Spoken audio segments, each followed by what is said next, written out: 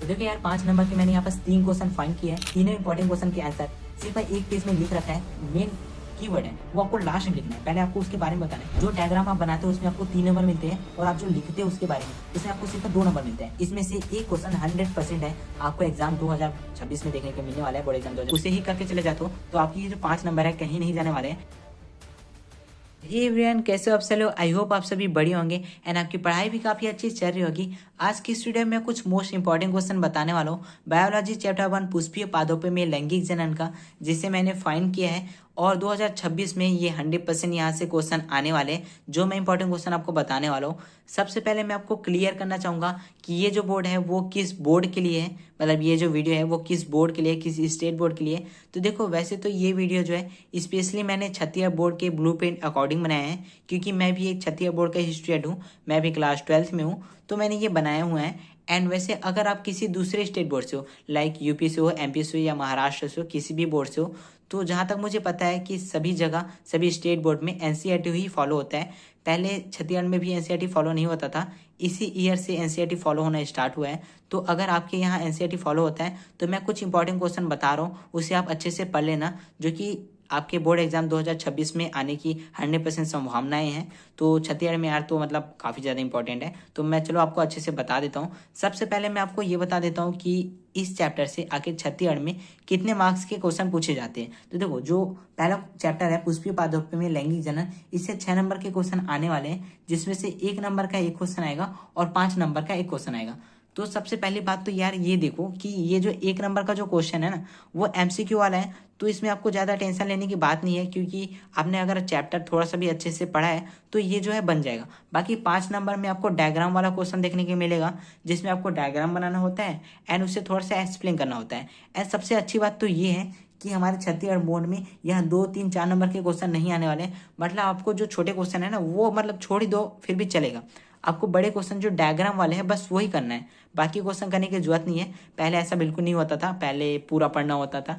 And हाँ, तो अभी 5 नंबर में काफ़ी ज़्यादा हमारे लिए बेनिफिट है कि हमें सिर्फ डायग्राम वाला जो क्वेश्चन है वो पढ़ना है। तो चलो मैं आपको कुछ मोस्ट इंपॉर्टेंट क्वेश्चन बता देता हूँ जिसे मैंने फाइंड किया है, एंड आप उसे ही करके चले जाते हो तो आपकी ये जो 5 नंबर है कहीं नहीं जाने वाले हैं। एंड 1 नंबर की बात करूँ तो इसके भी मैंने 10-12 इंपॉर्टेंट क्वेश्चन छांट रखे हैं, जो कि मैं टेलीग्राम में अपलोड कर दूंगा। तो टेलीग्राम का जो लिंक है वो मैं कम्युनिटी पोस्ट में अपलोड कर दूंगा, तो आप जाके देख सकते हो। एंड विदाउट टाइम वेस्टिंग मैं स्टार्ट कर लेता हूँ अपना वीडियो, मतलब कि वीडियो तो स्टार्ट हो ही रखा है, तो मैं आपको बता देता हूँ कि मोस्ट इंपॉर्टेंट क्वेश्चन कौन कौन से हैं। तो देखो यार 5 नंबर के मैंने यहाँ पास 3 क्वेश्चन फाइंड किए हैं, जो आपको स्क्रीन पे लाइन बाय लाइन देखने के मिल जाएगा। सबसे पहला जो क्वेश्चन है वो है भ्रूण कोश की संरचना, दूसरा क्वेश्चन है आपका बीजांड का संरचना, तीसरा क्वेश्चन है द्विनिषेचन त्रिसंलयन। तो ये तीनों इंपॉर्टेंट क्वेश्चन है जो कि 5 नंबर में पूछे जाने वाले हैं, मतलब इसमें से एक क्वेश्चन 100% है आपको एग्जाम 2026 में देखने को मिलने वाला है, बोर्ड एग्जाम 2026 में। तो आपको ये तीनों क्वेश्चन अच्छे से कर लेना है। एंड इसका एक्सप्लेनेशन मैं आपको बता देता हूँ। मैंने वो जो तीनों इंपॉर्टेंट क्वेश्चन है वो तीनों इंपॉर्टेंट क्वेश्चन के आंसर सिर्फ एक पेज में लिख रखा है। इसका जो फोटो है पीडीएफ है वो मैं टेलीग्राम में अपलोड कर दूंगा, तो आप वहां से देख लेना। एंड वैसे मैं थोड़ा सा एक्सप्लेन कर लेता हूँ इसके बारे में, एंड आपको आंसर कैसे लिखना है जिससे आपको फुल मार्क्स मिले वो भी आपको बता देता हूँ। साथ ही देखो मैंने 3 क्वेश्चन आपको अभी बताया है और एक क्वेश्चन और है, मतलब देखो यार वो जो क्वेश्चन है वो 5 नंबर के लायक नहीं है बट काफी ज्यादा इंपॉर्टेंट है, वो है ये परागकण की संरचना। देखो ये जो क्वेश्चन है भाई ये बिल्कुल भी मत छोड़ना आप, 5 नंबर में तो ये क्वेश्चन नहीं आएगा बट एमसीक्यू में इससे काफी ज्यादा क्वेश्चन बन सकते हैं, मतलब 2 से 3 क्वेश्चन बन सकते हैं। लाइक इसमें देखो आपको पता होगा इसमें 2 आवरण होते हैं जिसे बाह्यचोल और अंतःचोल कहते हैं, वो किस पदार्थ से बना होता है ये क्वेश्चन पूछ सकते हैं। एंड इसमें 2 क्या होते हैं कोशिकाएं होती है, मतलब केंद्रक होते हैं, कायिक केंद्रक और जनन केंद्रक कोशिकाएं, तो उसके बारे में भी पूछ सकते हैं। मतलब इसमें से एमसीक्यू बनने की काफी ज्यादा चांस है, तो आप इसे अच्छे से कर लेना। एंड बाकी 5 नंबर के लिए मैंने 3 क्वेश्चन आपको बताए हैं, वो तीनों क्वेश्चन आपको कर लेना है जिसमें से ही आने वाला है, ठीक है।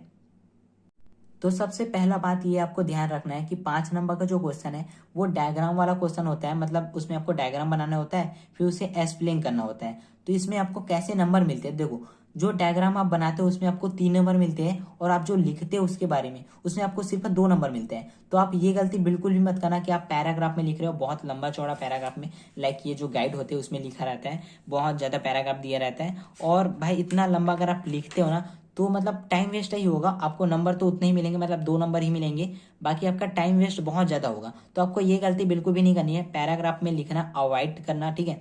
आपको लिखना है बुलेट पॉइंट में। अब बुलेट पॉइंट में आपको कैसे लिखना है, चलो मैं आपको बताता हूँ। तो देखो, सबसे पहली बात, मैं एक क्वेश्चन का एग्जाम्पल लेता हूँ जो कि बहुत ज़्यादा इंपॉर्टेंट है। ये है बीजांड की संरचना। तो आपको सबसे पहला पॉइंट लिखना क्या है, देखो। तो सबसे पहले तो आपको ये जो डायग्राम है वो अच्छे से क्लियर बना लेना है, मतलब अच्छे से दिखना चाहिए। अगर आपका डायग्राम उतना अच्छा नहीं है तो आप इस तरह से बना सकते हो, मतलब मैंने थोड़ा सा देखो हाईलाइट किया हुआ है डायग्राम को, ये कलर हाईलाइट नहीं, मैंने डायग्राम को हाईलाइट किया है, कुछ कुछ शैडो देखिए, तो आप वो करके अच्छे से क्लियर बनाना अपना डायग्राम। एंड उसके बाद जो मैंने ग्रीन रंग में यहाँ पर हाईलाइट किया है, ये मेन नेम है जो कि आपको डायग्राम के साथ लिखना है। एंड यहाँ पर मैंने जो ऑरेंज कलर में किया है, ये आपको 5 नंबर का जो थ्योरी लिखना है, मैंने बोला था वो लिखना है, मतलब इसी से हमने पॉइंट बनाना है, ठीक है। तो चलो मैं आपको बताता हूँ कैसे हमें पॉइंट बनाना है। तो सबसे पहली बात, आपको ये पता होगा ये जो बीजांड होता है वो अंडाशय की दीवार से चिपकी हुई होती है। तो पहला पॉइंट आपको ये लिखना है कि बीजांड अंडाशय की दीवार से एक संरचना द्वारा जुड़ा होता है जिसे बीजांड वृंत कहते हैं। आपको ये चीज़ यार अच्छे से याद रखनी है कि ये जो मेन नेम है ना, बीजांड वृत्त हो गया, बीजांड द्वार हो गया, नाभिकता हो गया, ये जो मेन कीवर्ड है वो आपको लास्ट में लिखना है। पहले आपको उसके बारे में बताना है कि आखिर ये ऐसी संरचना होती है, ये ऐसी दिखती है। इससे क्या होगा, एग्जामिनर को ये पता लगेगा कि आपको आता है इसके बारे में, ठीक है। अगर आपको कुछ नहीं आता, मतलब आपको ये बताना है कि आपको आता है, तो हाँ वो आपको लिखना है। तो सबसे पहला पॉइंट तो ये है कि आपको लिखना है बीजांड अंडाशय की दीवार से एक संरचना द्वारा जुड़ा होता है जिसे बीजांड वृंत कहते हैं। उसके बाद आपको लिखना है सेकेंड पॉइंट, बीजांड का मुख्य भाग जो होता है बीजांड काय कहलाता है। फिर आपको लिखना है थर्ड पॉइंट, बीजांड काय और बीजांड वृंत को जोड़ने वाली जो संरचना होती है उसे नाभिका कहते हैं। या आप ऐसे लिख सकते हो, बीजांड वृंत जिस स्थान से बीजांड के शरीर से जुड़ा होता है उसे नाभिका कहते हैं। फोर्थ पॉइंट आप ये लिख सकते हो कि जो बीजांड काय होता है वो 2 आवरणों से घिरा होता है, जिसमें से बाहर का जो आवरण होता है बाह्य आवरण और अंदर का आवरण अंतः आवरण। ये नाम से ही स्पष्ट हो जाता है भाई कि ये ऐसा है, ठीक है। एंड फिर आपको वही चीजें लिख लेनी है, बीजांड का आधारी भाग निभाग होता है। तो कुछ इस तरह से आपको एक्सप्लेन करना है, जो बुलेट पॉइंट होते हैं ना, मतलब एक एक पॉइंट पॉइंट पॉइंट करके आपको एक्सप्लेन करना है। इससे क्या होगा, आपको ज़्यादा मेहनत नहीं लगेगी, मतलब आप कम समय में लिख पाओगे, टाइम वेस्ट बिल्कुल भी नहीं होगा।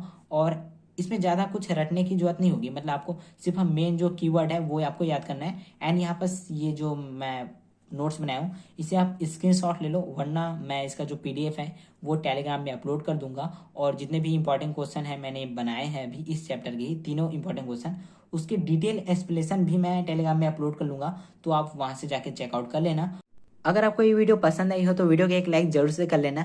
एंड आपको फिजिक्स के भी इंपॉर्टेंट क्वेश्चन इसी चैनल पे देखने के लिए मिलने वाले हैं। बायोलॉजी एंड फिजिक्स दोनों के ही इंपॉर्टेंट क्वेश्चन मैं आपको इस चैनल पे प्रोवाइड करने वाला हूँ, ऑल चैप्टर के, सभी चैप्टर के, ठीक है। तो मैं आपको अच्छे से दे दूंगा एंड उसके आंसर जो है मैं टेलीग्राम में अपलोड कर लूँगा, तो आप जाके वहाँ से चेकआउट कर लेना। वैसे मतलब ऐसा वीडियो मैंने कभी बनाया नहीं, तो मुझे समझ नहीं आया था कि मैं कैसे बनाऊँ। अगर आपको ये वीडियो पसंद नहीं है तो वीडियो को लाइक जरूर से करना। एंड अगर देखो यार मैंने यहाँ पर एक्सप्लेन किया है, अगर आपको थोड़ा सा टाइम वेस्ट लगा हो तो मैं आपसे ओनली इंपॉर्टेंट क्वेश्चन ही बता दूंगा, बाकी एक्सप्लेन वाला पार्ट मैं टेलीग्राम में ही अपलोड कर लूँगा, तो आप वहाँ से पढ़ लेना। तो हाँ, मिलते हैं नेक्स्ट वीडियो, तब तक के लिए बाय बाय। एंड हाँ, तो बाय बाय।